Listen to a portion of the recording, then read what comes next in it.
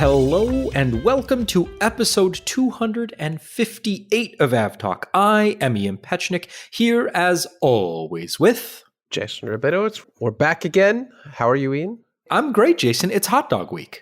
It is hot dog week. It will be hot dog Saturday coming up soon. And to a lot of people listening, that might not mean anything and shouldn't mean anything. For longtime listeners, they'll know what it means. But if you're just tuning in, Jason and I often travel to our respective cities. Actually, you know what? Episode 258 is a decent time. I'm springing this on Jason, so forgive me, Jason. It's a decent time to welcome new listeners and kind of give a bit of a background. If you're a longtime listener, if you listen to the show for many, many episodes, this is all information you know. But if you're new to the podcast, which you very well may be after everything that has happened already this year, I think we've welcomed quite a bit of new listenership for perhaps not great reasons they started listening to the podcast, or not good news that they started listening to the podcast, but welcome nonetheless. And we hope you're enjoying the show. So just by way of introduction and just going over who we are and why we do this podcast, I am Flight Radar 24's communications director. This is what I live and breathe, aviation, staring at planes on a screen, whether it's on a website or in the app, and talking about Flight Radar 24 specifically, aviation generally. If you've met me in person, it's probably been at some aviation-themed event, and you may have said, hey, I've got a question about Flight Radar 24, and then apologized for that. And I don't know why, because this is literally my job, and I love doing it. Jason has a real job. I do. I'm not going to tell you what it is, but talking about airplanes on this podcast that we don't charge anyone for and talking about it on Twitter doesn't pay the bills, but I do have a real job. That's on a need-to-know basis, though. That pays enough of your bills so that we can travel to each other from time to time. I'm based in Chicago. Jason's based in New York. And this weekend, Jason's going to come for a hot dog. That's right. The annual hot dog pilgrimage. I do it as cheaply as possible, typically. And I'm very happy that Spirit is back in the mix. They have been out of the New York-Chicago market for quite a while. The flight actually just resumed today, I think, which is great news for me. $42 out to Chicago, and then I'm flying back on an ever decreasingly expensive United flight back to New York. So I'm excited about that. And with all the vouchers I've accumulated from United lowering my fare, I'm going to buy a lot of extra hot dogs. Sounds like a plan. So it's a great plan. We'll bring listeners the update next week, I guess, on how many hot dogs were actually consumed. Speaking of Spirit Airlines, may this be the last time we ever discuss this giant waste of everyone's time. Man, I don't know. I feel like we haven't heard the last of this, but this certainly feels like the end. Don't say things like that. There's always more. Come on. There's always more. Okay, well, then let this be the last time we talk about it for a while. I refer to JetBlue and Spirit deciding, realizing, finally understanding that this merger is not going to happen and announcing that they have decided to part ways after spending an ungodly amount of money. I think Ned Russell put the figure at somewhere north of $500 million. Not on the merger, just to get the merger going, which is, I mean, just incredible to me. So they've said, no, we're done. What they said was, given the conditions that we would have to meet in order to successfully complete the merger, we do not believe that we can do those things in time for the time-defined merger agreement that we agreed to back in 2022 before that runs out. And so they said, we're just going to walk away. Yeah, and that was a self-imposed deadline. I think it was in June of this year upcoming that they had set in the terms, if we can't get the deal done by this date, we're not going to do the deal. And it became increasingly evident that at any appeal, they would have to go through the U.S. court system. It just wasn't going to happen before that time. There was just no chance that was going to happen. And now that JetBlue has new leadership at the very top of the chain, it seems like there is no appetite to pursue this any further, which is the smart move. They seem to have finally realized that this was a gigantic money pit, waste of time. It wasn't going to work, at least under the current administration here in the US. The timing just wasn't right. And now everyone has realized, wow, maybe we should take a step back and maybe we're overpaying for Spirit. So maybe it was a good thing that the DOJ won this argument, because I can't imagine JetBlue successfully gobbling up Spirit and this being a positive outcome, knowing everything we now know. I mean, forget everything we now know. The conversation never changed. It never made sense, but the longer time went on, the more it didn't make sense. I mean, we just added to the reasons that this was a bad idea. Exactly. It was never a particularly good idea. But also remember, JetBlue was originally in a bidding war with Frontier for Spirit. And they ended up inflating the price tag for Spirit by nearly $1 billion, from like $2.9 to $3.8 billion on the table. That is an astronomical amount to add on to what Frontier was originally offering. I don't know how JetBlue was ever going to afford that and then afford to absorb all of that operation and then afford to refurbish all of Spirit's aircraft into JetBlue's specs when it barely managed to do that to its own fleet. It took more than half a decade to do that to its own fleet. So I don't know what they were really thinking, but the leadership that set them down this path is no longer in that position. A new, not fresh, not really new, but refreshed leadership at the top, since Joanna Garrity is not new to the airline, nor is Marty St. George, who becomes also, once again, senior leadership, but it's back to basics for JetBlue. And for Spirit, that's a lot less clear. Yeah. I called this a giant waste of everyone's time introducing the segment, and I stand by that. I mean, to a T, I cannot think of anyone who was like, this is a great idea, and who made that argument publicly. I mean, pretty much just the lawyers who knew this wasn't going to work. And there was, I mean, they're the only ones that ever stand to gain anything from something like this. But yeah, Spirit is in a really bad position at this point. It's got no partner. It's got no real strategy to turn it around and make a profit. It's got a ridiculous number of aircraft grounded because of the Pratt & Whitney GTF issue. It has a nearly insurmountable amount of debt that matures next year, more than I think the market worth of Spirit itself. So yeah, not great. Yeah, Spirit is in a dire position here. I hope they have a plan, because the one where they get gobbled up by another airline doesn't seem to, at least at this point, be a reality. Yeah, it's going to be rough going for Spirit. They seem to be working towards a plan, but at the moment, I don't quite see it yet. I don't know. The plan is to get me to Chicago for a hot dog on Saturday. And beyond that, I got nothing. Yeah. As long as they're around for Saturday morning, then we're fine. Yep. Okay. So we teased this, I think, last episode, where we looked at American Airlines hosting its first Investor Day in 7 years. Okay. And then a big aircraft order. And they came through. They came through with 260 orders for narrow-body jets split between the 737 MAX and the A320neo family. There was much made about the order for the 737-10 MAX. I like Ned very much. He's a very good friend. But I think he was the first tweet I read where it was called a vote of confidence. And I apologize if I jumped on Ned. I didn't mean to jump on Ned. But my take on this was it's less a vote of confidence for the 737-10.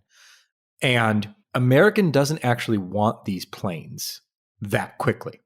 So they said, okay, well, why not take them if we can get them for, I don't know what Boeing is selling the MAX 10 for these days, but if you order a whole bunch of them, I bet you could probably just pay $1, $2, maybe $3. I don't know. No money down. I don't know. We're definitely in the no money down, 0% financing area. No credit, no problem. With the MAX 10. But the thing I wanted to talk about is, I mean, first of all, the orders still split. So that, again, less a vote of confidence and more a reality. But this thing to me is very interesting. And I started looking at this a different way because Gavin Werbeloff, our resident numbers expert, flagged this for me. And he penned a piece over on Air Insight about this. And basically, this aircraft order was not so much an aircraft order as Americans saying, we'll buy more planes as long as you don't make us take the ones that we already ordered soon. Okay, so it's a deferral with a bunch of added on top on the back half? Exactly. I guess. Yeah. So Gavin flagged the 10K that American filed, and they had 20 737 MAX family scheduled to be delivered this year, 33 scheduled to be delivered next year, and 21 scheduled to be delivered in 2026. I'm still getting used to the fact that it's 2024. After the order, American issued an 8K, which is an update to financial statements, and saying it now has 20 737 MAX family aircraft due to be delivered this year. It more than halves next year's order book from 33 to 14. And again, more than halves 2026 order book from 21 down to 10. It also takes down its A320neo family commitments, stays at 3 for this year, drops it from 21 to 16 next year, and then 35 to 21 in 2026. What's most interesting, I think, is what happens, again, theoretically, in 2027, where American is projecting taking 0 737 family aircraft, a big donut, and only up to 31 A320neo family aircraft. So its highest point of taking on 320 family is its lowest point, which is 0 of the MAX. Very interesting to see a year sandwiched between 10 deliveries and 20 deliveries of just taking nothing from the 73 family, which is, and it goes on. American's fleet outlook is really stacked into like the hypothetical down the line future, because it goes all the way out to the 2029 and thereafter column, where they have 64 320neo family and 95 737 MAX family aircraft. So I would put those more in the hypothetical. They're on the order book. We want them now, but things change. Maybe we don't want them. We don't want them now, but maybe later. Yeah, we definitely don't want them now. I mean, 95 airplanes in a year is just under 2 per week. Well, that's 2029 and thereafter. We don't know what that stretches to. That could be 10 years. That could be 2 years. 2029 to 2039, 49. We don't know. Whatever. But that's the complicated bit of this. What's crazy is that airlines have to plan 10 years ahead of time for what aircraft they want to take when they don't know the market realities of what happens 10 years from now. It's going to change and change and change and change before that. But it's a real indication that American they probably want these aircraft, and they got to put their orders in now, but they have no need for them, at least in that quantity now. They want aircraft, not necessarily these aircraft. Well, you know what they do want, and we didn't mention this. So the order was 85 321neo, 85 737 MAX 10, 90 E175s. And Indeed. Listener, I would forgive you for thinking that would be the E175 E2, but no, that is not the case. It is the now long in the tooth, regular, I guess, E1. I don't think it's marketed as that, just the OG E175. Again, American is intending to take these to 2029 and thereafter. The column says 30, so I would assume this is at least through 2030. American will be taking delivery of a lot of E175s. Earlier this week on Twitter, I called the E175 the cockroach of modern aircraft. And I meant that not in a derogatory way, but in a... You can't kill it. You can't kill it. It won't die. You can't get rid of it. Not that it's a bad aircraft. It's a good aircraft. I love it. I will almost always seek out an E175 over many other narrow it's a bodies. wonderful plane to fly on. Great airplane. And everyone I know that's flown the aircraft loves flying it. It is just remarkable that an aircraft that first flew in 2004 will still be being manufactured and delivered to a major airline like American well into the 2030s. It's disappointing that they will not be taking the E175 E2 or any of the American airlines, not just American airline, but any of the US-based airlines are still not taking any of the re-engined Embraer aircraft because of contractual issues with their union and this and that. And the aircraft is too heavy, too long, blah, blah, blah. It's amazing that this aircraft will continue to be in operation probably through the 2040s, which is, that's something that's really only reserved for the 737 at this point.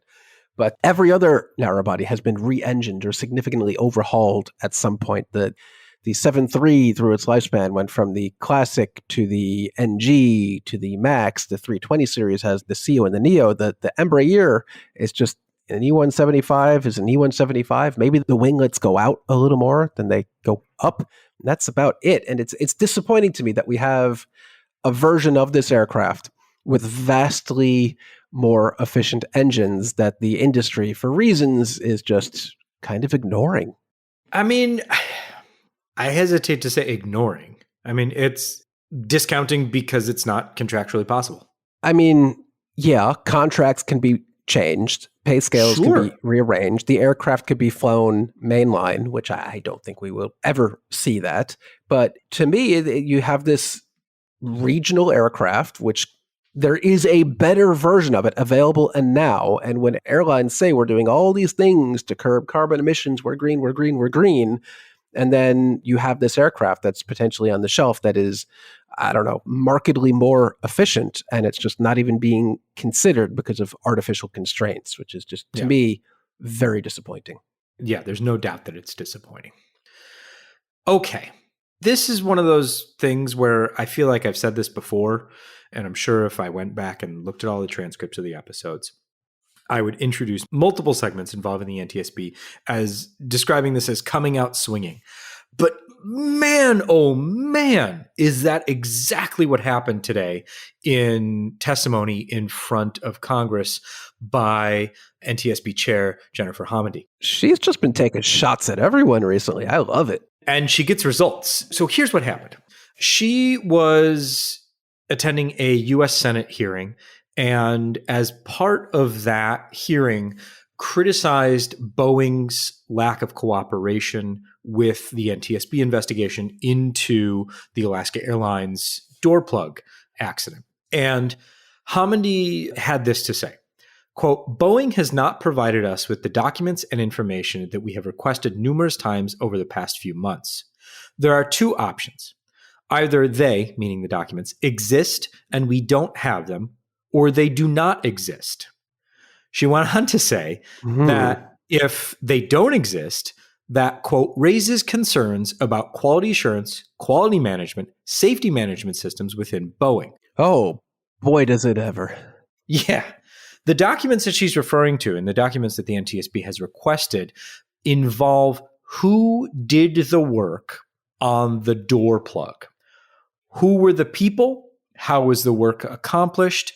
What documents are available? They want to know exactly step by step who worked on the door, who worked on the door plug, who did the work, where the bolts went, et cetera, et cetera. And one of those threads there is who worked on the door or who had access to the door plug. So later today, after Hamady says these things in front of the Senate, Boeing comes out with a statement that says, we have now provided the full list of individuals on the 737 door team in response to a recent request. This next sentence, I think, is one of my favorite Boeing, definitely written by a lawyer, quotes, I think, of all time. With respect to documentation, if the door plug removal was undocumented, there would be no documentation to share. Wow. Okay. So earlier today on Twitter, I actually came to that conclusion myself and said, look, if Boeing hasn't provided this information, it's probably because it doesn't exist. And here we have Boeing saying, not saying, doing everything they can to dance around the answer by saying, if there wasn't any documentation, there's nothing to share. So we have to jump to this conclusion, but I think it's pretty fair to do so. I don't think we're jumping. But Boeing hasn't come out and explicitly said, we screwed up, we suck, there is no documentation, this was done without any documentation. Without actually explicitly saying that, that's basically what they're saying, is that the door plug was removed with no documentation a massive, massive, unthinkable, ridiculous breakdown in quality control, SMS, all sorts of things that should have gone into logging exactly what was going on in the manufacture and the repair of this aircraft before it was delivered. It's just unthinkable that they could do something like remove a door plug and do major repairs and remove bolts and then not even document it at all. Like, that's just, I wish they would just say it, just own it. But I understand why in lawyer speak here they said what they said, but it's just, wow. Yeah. So the back end of that statement is, I think, the most important thing to take away from that. They have now provided the full list of 25 names. Hamidi said that there's a team of 25 people and a manager. The manager has been out on medical leave, and the NTSB has not been able to interview that individual. But prior to today, they had not received the names of the other 25 people who work on the team. Boeing now says that they have provided the full list to the NTSB. So I guess all you need to do is go in front of the US Senate and say things in public for, the record, and then Boeing will get right on that. Yeah, not great. Anytime Boeing now in the very near future says we're making changes, we're being transparent, well, again, we have something to point to say, actually, no, you're not. It took damn near an act of Congress to get you to provide a list of names of people who worked on this. And I don't believe it's because they didn't know who's on this team. It shouldn't take more than a few minutes to figure that out. They just apparently chose not to provide it. From what it sounds like is that Boeing provided an initial, and this I'm going off of reporting by Dominic Gates in the Seattle Times, Boeing provided an initial list of people that they thought would have relevant information. That's great, but what Boeing thinks right now is not relevant. They've shown that that's not relevant. And the NTSB said, no, we want to talk to everybody. And then Boeing finally provided that list. In addition to this, after we recorded last week, we talked about the FAA audit that was still ongoing when FAA Administrator Mike Whitaker gave Boeing 90 days, which is May 29th for anyone who's counting. That would be 84 days from today, Wednesday, March 6th, to come up with a plan and to publicly disclose that plan to address both the expert panel and the FAA's 6-week audit, which concluded right after basically we had recorded, or a few days. They actually gave us a few days. So the FAA found, quote, multiple instances where the companies, those companies being Boeing and Spirit Aerosystems, which manufactures the fuselage for the 737s, they allegedly failed to comply with manufacturing quality control requirements. Non-compliance issues in Boeing's manufacturing process control, parts handling and storage, this goes back to what we just talked about, and product control. And the FAA is providing these details to the public as an update on the agency's ongoing investigation. Not great. No. But nothing hugely surprising. No, there's no smoking gun or anything here. It's just all around sloppy, I guess. Yeah, all around sloppy. And so as part of Boeing's response to all of this, they are now once again looking to reacquire Spirit Aerosystems. Because if you remember, way back in the good old battle days of when you made things and then assembled them and then delivered those things from start to finish, Boeing didn't own Spirit Aerosystems because it was just Boeing Wichita. Mm-hmm. And they built the fuselages and they shipped the fuselages and then they put the plane together and then the plane rolled out and it flew away. Years ago, Boeing spun off Spirit into its own company and now it's looking to spin them back in. Yeah, more or less. I mean, it seems like something that they probably need to do, but it's like the inmates taking over the asylum at this point. Is Boeing, with the mess that it is at this point, coming in to take over Spirit? Like, is that going to really improve things? Is Spirit so far gone that the only thing that makes sense is for Boeing in its current disorganized state really going to improve Spirit? I'm not sold on that. What I will say on this topic is, unexpectedly, I think everyone is in agreement that the 20-minute long piece on John Oliver's show on HBO or Max or whatever hell it is this day, focused on Boeing. It is probably, I think Jeremy agreed with this, it's probably the best layman explainer of what happened to Boeing and how it got into this situation. And it covers a bit of the Spirit spinoff and reacquisition and how they got there. So if you're looking for a quick explainer, maybe not quick, it's like 20 minutes, but it's a pretty good explainer on what happened and how they got to this point. Yeah, I think, as good as an explanation as you're going to get without having followed the industry for a good chunk of your life. Yeah. So I guess we'll leave it there. Let's move on to some interesting news, some surprising news. The timing, I think, is the most surprising thing about this. But Ethiopian Airlines has ordered the 777X. All right. This one seemed to have come out of absolutely nowhere. It was just kind of randomly announced on Twitter like yesterday. So that would be Monday or Tuesday. Why not? Week. I don't quite remember. Just announced kind of out of nowhere, not an air show, not any marquee event. Just like, hey, let's order some aircraft for 8 firm plus 12 options for the 777-9. I believe at this stage it is only an MOU, and we like to talk about how it's not a real order yet. It's a memorandum of understanding, so they'll firm it up at some point. But the timing of it was unexpected. But you have to remember in context here, Ethiopian typically, at least in the last couple of decades, has actually been on the forefront of taking on new tech aircraft. It was, I think, the first airline in the world to operate both the 787 and the A350 at the same time, if not the first, one of the first. It was a very early 787 or A350 operator. We know famously, obviously, it was one of the earliest 737 MAX operators. So operating the 777X rather early on, I guess, isn't that surprising for Ethiopian. It's just the timing of it was like, huh? Where did that come from? Yeah, I mean, I think that this definitely plays into their goal of being able to connect as much of the world through Otis as possible. And with the range of the 777X, I mean, that certainly becomes more an easier lift. But also, I mean, the strong cargo connotations of the 777 and the 777X, I mean, that's certainly something that they're keen on taking advantage of. So, I mean, the order makes sense. It just kind of came out of nowhere. Ethiopian already had, I think, or was intending to order the 777X freighter. I don't know if they ever got around to it, but they were hinting at it for quite a while.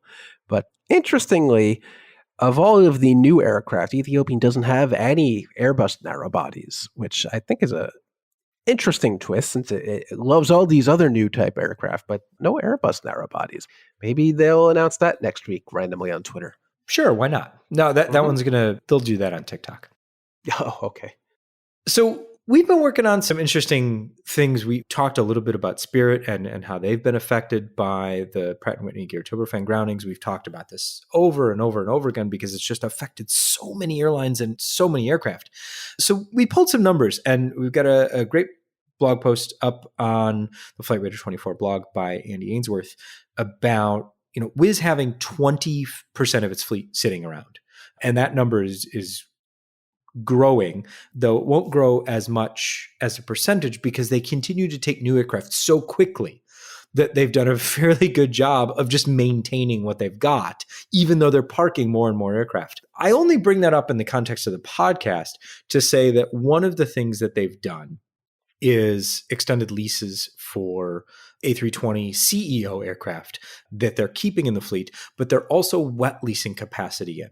So you could end up on a Go to Sky 737-800 that's registered OMGTF. Oh my GTF. Hey, it's in the air right now. 737-800. Ooh, operating 2.5 hours late. That to Bucharest. Not great, but yeah, that's a fun one. Yeah, I just wanted to bring that up. But we'll toss a link in the show notes because the piece is interesting to see how they're dealing with those capacity issues. As best they can.